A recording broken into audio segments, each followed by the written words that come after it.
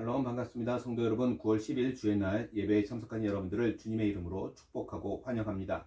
오늘 우리에게 주시는 하나님의 말씀은 사도행전 24장 10절에서 23절까지의 말씀입니다. 사도행전 24장 10절에서 23절까지의 말씀, 우리 같이 한 목소리로 합독하도록 하겠습니다. 시작. 총독이 바울에게 머리로 표시하여 말하라 하니 그가 대답하되 당신이 여러 해 전부터 이 민족의 재판장 된 것을 내가 알고 내 사건에 대하여 기꺼이 변명하나이다. 당신이 아실 수 있는 바와 같이 내가 예루살렘에 예배하러 올라온 간지 열 이틀밖에 안 되었고 그들은 내가 성전에서 누구와 변론하는 것이나 회당 또는 시중에서 무리를 소동하게 하는 것을 보지 못하였으니 이제 나를 고발하는 모든 일에 대하여 그들이 능히 당신 앞에 내세울 것이 없나이다. 그러나 이것을 당신께 고백하리이다. 나는 그들이 이단이라 하는 도를 따라 조상의 하나님을 섬기고 율법과 선지자들의 글에 기록된 것을 다 믿으며 그들이 기다리는 바 하나님께 향한 소망을 나도 가졌으니 곧 의인과 악인의 부활이 있으리라 함이니이다. 이것으로 말미암아 나도 하나님과 사람에 대하여 항상 양심에 꺼리낌이 없기를 힘쓰나이다. 여러 해 만에 내가 내 민족을 구제할 것과 재물을 가지고 와서 드리는 중에 내가 결례를 행하였고 모임도 없고 소동도 없이 성전에 있는 것을 그들이 보았나이다. 그러나 아시아로부터 온 어떤 유대인들이 있었으니 그들이 만일 나를 반대할 사건이 있으면 마땅히 당신 앞에 와서 고발하였을 것이요. 그렇지 않으면 이 사람들이 내가 공회 앞에 섰을 때 무슨 옳지 않은 것을 보았는가 말하라 하소서. 오직 내가 그들 가운데 서서 외치기를 내가 죽은 자의 부활에 대하여 오늘 너희 앞에 신문을 받는다고 한 이 한 소리만 있을 따름이니이다 하니 벨릭스가 이 도에 관한 것을 더 자세히 아는 고로 연기하여 이르되 천부장 루시아가 내려오거든 너희를 처결하리라 하고 백부장에게 명하여 바울을 지키되 자유를 주고 그의 친구들이 그를 돌보아 주는 것을 금하지 말라 하니라. 아멘. 오늘 저는 이 말씀을 가지고 옳은 것을 위하고 진리를 행하는 마음이란 제목으로 하나님의 은혜를 나누고자 합니다. 성도 여러분, 우리는 수많은 사람들과 함께 살아가고 있습니다. 그렇죠? 그렇게 많은 사람들이 함께 살아가고 있는 우리 모두는 서로 얼굴도 다르고, 그렇죠? 키도 다르고, 재능도 다르고, 그리고 각자의 삶의 방식도 다릅니다. 그렇죠? 많은 것들이 다릅니다. 사람들과 함께 살아가고 있어요. 자, 어쩌면 같은 부분을 찾는 것이 더 어려운 일일 수도 있습니다. 그런데 이렇게 많은 것이 다른 우리를 부를 때 공통적으로 우리를 크리스찬이라고 부릅니다. 그죠? 우리에게 많은 것들이 다르지만 한 가지 같은 것이 있는데 그것이 우리들 안에 그리스도가 계시다는 것이에요. 그리고 그분의 뜻을 이루어 가기를 원하는 사람들이라는 것입니다. 그렇죠? 우리 모두는 각자의 꿈도 다 다릅니다. 그러나 그 꿈의 궁극적인 목적은 같아요. 뭡니까? 오직 하나인데 그것은 옳은 것을 위하고 진리를 행하는 마음이라는 것입니다. 오늘 본문 이 사도행전 24장은 바울이 로마 총독 벨릭스 앞에서 재판을 받는 이야기가 기록되어 있습니다. 이렇게 재판을 받는 바울의 모습에서 하나님의 사람, 또 성령의 사람인 가져야 하는 그 마음의 자세를 우리가 오늘 한번 살펴보려고 합니다. 오늘 말씀은 대제사장을 비롯한 유대의 지도자들이 가이사랴라고 하는 집까지 내려와서 바울을 로마 총독에게 고발하는 것입니다. 그래서 이 24장 앞부분에 보면 이 더들로라고 하는 사람의 고소를 통해서 이제 재판을 받게 되는 것이죠. 그런데 이 더들로가 고소하는 내용을 두 가지로 요약을 해보면 첫째는 뭐냐면 정치적인 내란죄라는 거예요. 그리고 두 번째는 종교적인 참람의 죄입니다. 이 두 가지로 지금 바울을 고소하고 있어요. 왜 이 두 가지로 바울을 고소하고 있는가? 이것은 당시 로마와 이 유대에서 모두 이 두 죄는 사형에 해당하는 죄이기 때문에 그렇습니다.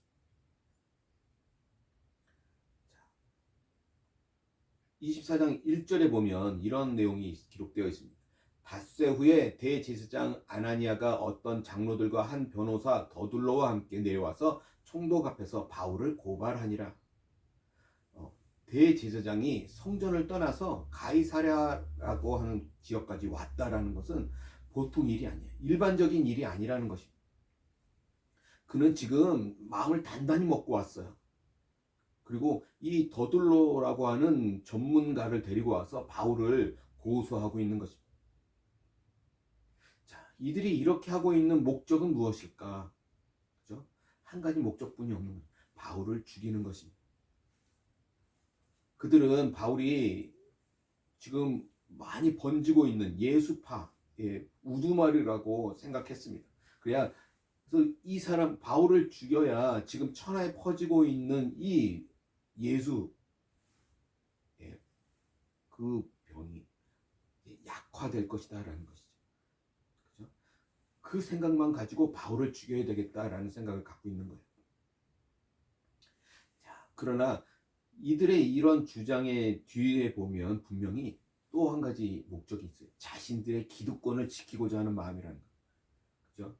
그런 유대인들의 고소를 받아들여서 지금 재판하는 판사로서 재판하는 사람이 있죠. 로마의 총독 벨릭스입니다. 이 재판을 진행하는 이 총독의 목적은 무엇일까요? 그는 로마에서 파견된 총독이에요. 그래서 무엇보다 자신이 다스리고 있는 그 지역의 안정화, 그죠? 치안 유지, 이가 가장 큰 그에게 있는 목적이었을 것입니다. 또 통치자로서 법을 집행하는 것이 그에게 큰 목적이었을 것입니다. 그리고 24장 26절에 보면 바울을 향해서 은근히 뇌물을 기대하고 있었던 것처럼 보여요.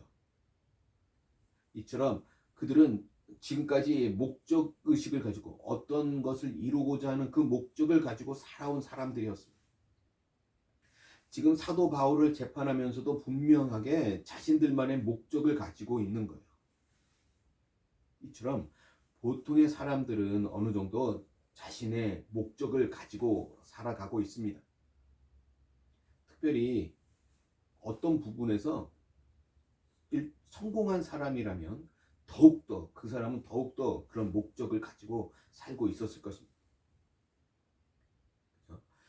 오늘 본문에 나오는 이 대제사장이나 이 변호사 더둘로나 이 벨릭스 총독, 이 사람들은 어찌 보면 어느 부분에서 어느 정도 성공한 사람들이라고 말할 수 있습니다. 그런데 중요한 것은 그곳에 함정이 있었다라는 거예요. 그들은 자신들의 분야에서 분명한 목적을 가지고 있었고 그 목적을 어느 정도 이루어서 이미 성공한 사람들입니다. 그리고 여전히 자신의 목적을 가지고 달려가고 있는 사람들이에요. 그런데 그렇다면 그들은 잘 살고 있는 것일까라는 거죠. 결코 그렇지 않다라는 것입니다. 그들이 가진 목적이 그들을 삼켜버린 거예요. 그들이 가지고 있는 목적 때문에 그들은 진리를 놓치고 있는 것입니다. 때때로 많은 사람들이 너무 목적 지향적이 됩니다. 그것이 일정 부분 그 사람을 성공으로 인도해 줍니다. 그러나 우리는 그 이면도 볼 수 있어야 한다라는 거예요. 사람들이 세운 목적은 결국 자기 자신이 그 가장 중심에 있다라는 것을 기억해야 합니다. 그렇죠? 그래서 선의의 거짓말이라고 하는 것이 진짜 거짓말일 경우가 많은데 자신의 목적을 위해서 거짓을 행하는 것을 합리화하기 때문에 그래요. 그죠? 목적을 위해서 진리를 희생하면 안 되는 것입니다. 목적이 크고 중요하다 할지라도 그것이 언제든지 참되지 못하다면 반드시 바로 그 자리에서 돌아서야 하는 것입니다. 오늘 이 유대 지도자들이나 이 로마 총독도 그들이 자신만을 위한 목적을 세웠고 어느 정도 이루었으나 그것이 선한 것이 아니었다라는 것을 깨달았어야 했다라는 것입니다. 사람이 세운 목적은 최종 목적지가 될 수 없습니다. 그것을 기억해야 해요. 유대 지도자들이 고소하고 로마 총독이 심판하는 재판에서 바울에게 중요한 것은 무엇이었을까요? 당연히 이 재판에서 이기는 것이었을 것입니다. 그죠? 이 재판에서 진다라는 건 무슨 의미예요? 이 재판에서 지면 자신은 죽임을 당하게 되는 것. 그런데 지금 이렇게 중요한 절제절명의 순간에도 바울은 재판에서 이기는 것을 자신의 목적으로 삼고 있는 것이 아니었습니다. 그죠? 지금 바울은 자신이 재판받고 있는 그 재판에서 자신이 품고 있는 진리를 생각하고 있고 진리를 말하는 것에 온 초점을 두고 있었다라는 것입니다. 오늘 우리가 읽은 본문은 이 사도 바울을 공격하는 유대인들의 진술이 끝나고 나서 이제 바울이 대답할 차례가 되었습니다. 그죠? 지금까지 유대인들은 아주 전문적인 변호사를 두고 아주 화려하고 논리적인 말로 바울을 공격했습니다. 고소했어요. 그러나 오늘 바울의 진술을 자세히 보십시오. 바울은 그 유대인들의 공격을 방어하는 것에만 초점을 두고 있는 것이 아니에요. 관심을 두고 있는 것이 아니었습니다. 그는 자신을 변론을 하면서도 오직 진리만을 말하고 있었다라는 것입니다. 성도 여러분, 선한 목적을 위해서 거짓 수단을 정당화하는 사람들이 있습니다.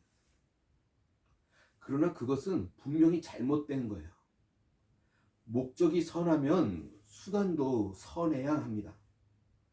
바울이 자신을 공격하는 유대인들을 이기기 위해서 어쩌면 아부와 과장이라고 하는 잘못된 방식을, 수단을 사용하지 않았다라는 거예요. 그는 오직 진리로 그 승부를 하고 있었습니다. 바울은 자신을 변호하는 그 순간에도 또 자기 자신의 가지고 있는 자신의 속마음을 털어놓고 있습니다. 14절에 보면 이렇게 기록합니다. 그러나 이것을 당신께 고백하리이다. 나는 그들이 이단이라 하는 도를 따라 조상의 하나님을 섬기고 율법과 선지자들의 글에 기록된 것을 다 믿으며. 성도 여러분, 지금 이러한 바울의 고백이 그가 받고 있는 재판에는 전혀 도움이 되지 않았을 것입니다. 그러나 바울은 그것이 자신의 마음속에 있는 가장 중요한 것이었고 중심이었어요. 그래서 그것을 사람들에게 증거하고 싶었습니다. 그래서 자신에게 유리한 것을 말하기보다는 자신에게 불리할 줄 알면서도 자신이 가지고 있는 그 속마음을 고백하고 있는 것입니다. 성도 여러분, 우리가 살다 보면 사람들에게 전혀 인기가 없지만 그것이 진리일 때가 있습니다. 그렇죠? 그러면 우리는 어떻게 해야 합니까? 우리는 그 진리를 따라가야 합니다. 때로는 그것이 나에게 손해가 될 때도 있습니다. 그러나 그것이 진리라면 그것을 따라가야 하는 거예요. 그래서 때로는 진리는 좁은 길이 됩니다. 아무리 그 길이 자기에게 해롭게 보일지라도, 손해가 되게 보인다는 것처럼 보일지라도 그것이 진리의 길이라면 우리는 걸어가야 합니다. 우리는 그 길 가운데 고백이 필요할 때도 있습니다. 자신에게는 죽음의 길이지만 그것이 진리를 따른 것이기에 고백이 필요할 때가 있다라는 것. 오늘 이 사도 바울처럼 말입니다. 15절에 보면 이렇게 기록합니다. 그들이 기다리는 바 하나님께 향한 소망을 나도 가졌으니 곧 의인과 악인의 부활이 있으리라 함이니이다. 지금 바울은 이 재판 가운데서 부활이라고 하는 이야기를 하고 있어요. 재판의 논점을 벗어난 이야기입니다. 그죠? 그는 재판에서 자신의 죄를만 변호하면 되는 거예요.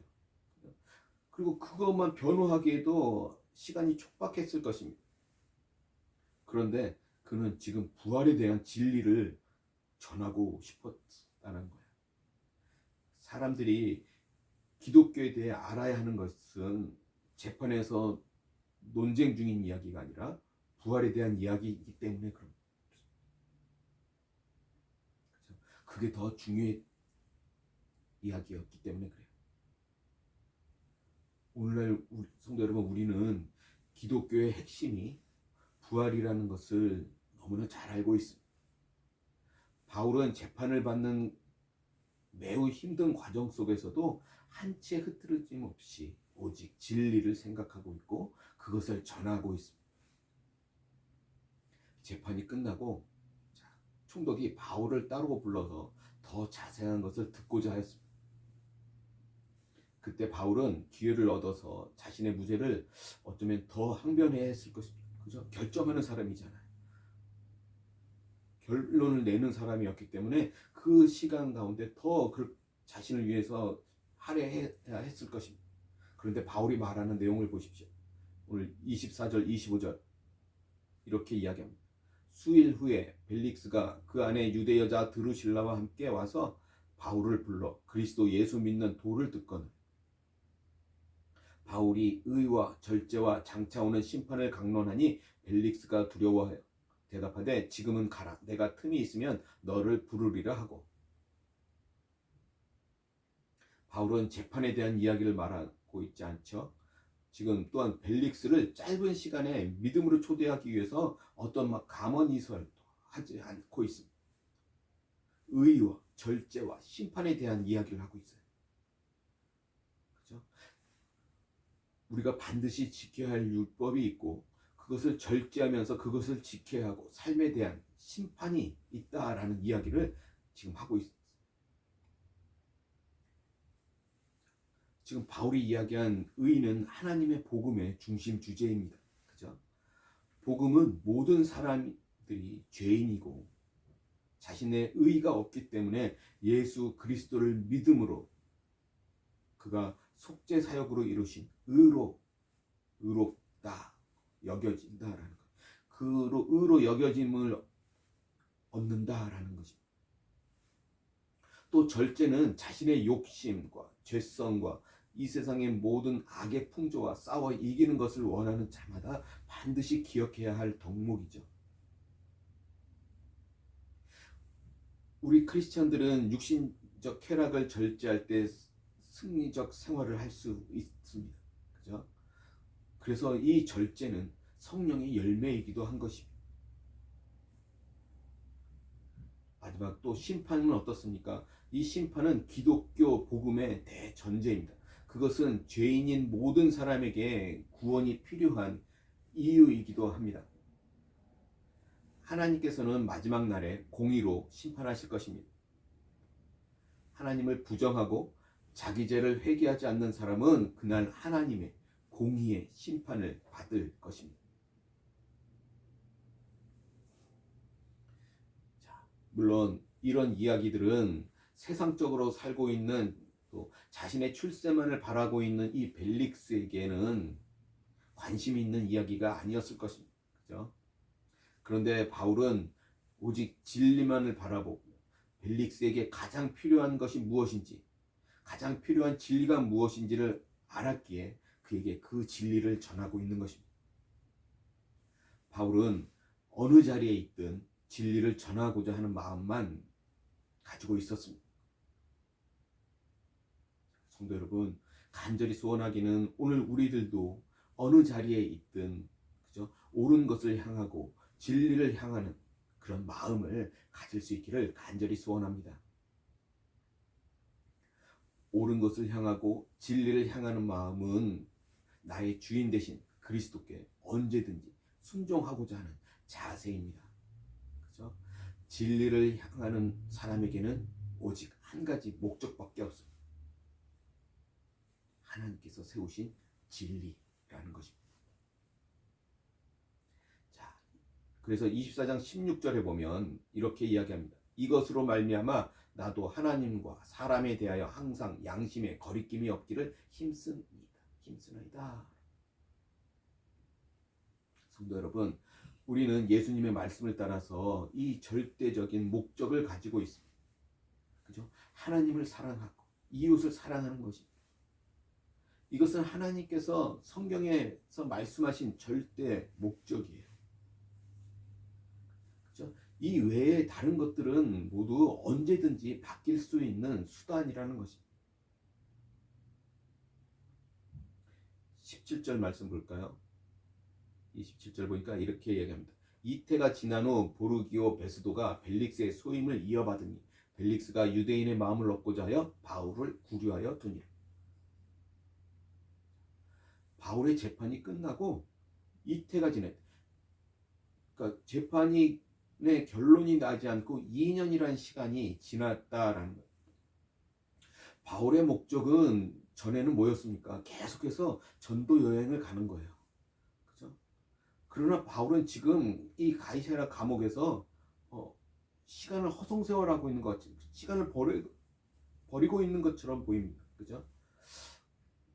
그런데 바울은 그것에 개의치 않았다라는 거예요. 그가 가지고 있는 목적은 전도 여행이 아니라 전도 그 자체였기 때문에 그렇습니다. 작은 목적은 그렇게 상황에 따라서 계속해서 바뀔 수 있습니다. 그러나 큰 목적은 결코 바뀌지 않는다라는 거예요. 그래서 언제나 한결같습니다. 하나님의 통치와 하나님의 은혜를 믿기에 그는 분명히 지금 이 감옥에서도 웃으면서 그가 지금 할 수 있는 일을 하며 있었을 것입니다. 성도 여러분, 우리의 목적은 항상 조정되어야 합니다. 오직 진리이시, 그죠? 오직 진리만이 영원하고 우리의 작은 목적은 계속해서 그 진리에 맞추어서 조정되어야 하는 것입니다.